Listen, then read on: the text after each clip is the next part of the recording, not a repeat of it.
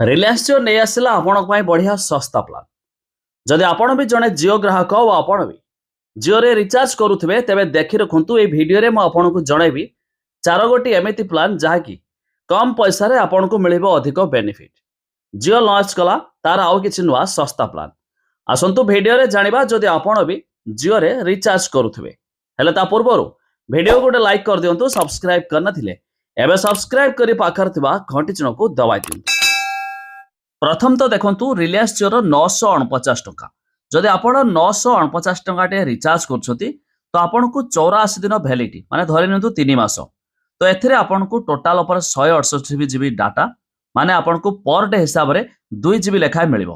तबे एथिरे voice call unlimited मिलिबो 100 SMS लेखाए मध्ये मिलिबो।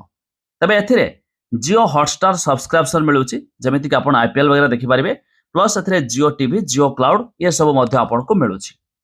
ता छड़ा आउ एक बढ़िया प्लान 1028 टंका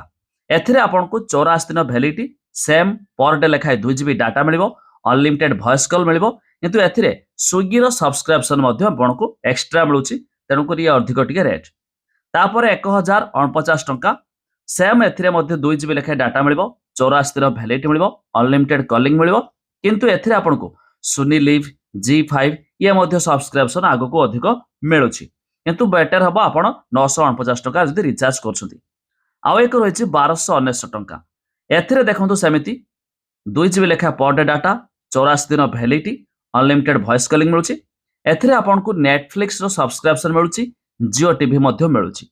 तो जो हिसाब रे जार सब्सक्रिप्शन दरकार से हिसाब रे समाने मध्ये रिचार्ज नै पारबे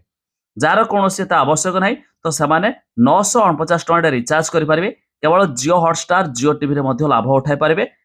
3 मास पर्यंत मध्ये आपणकर चलिबो पर डे हिसाब रे 2 जीबी लेखाए डाटा मिलिबो अनलिमिटेड वॉइस कॉल मध्ये मिलिबो।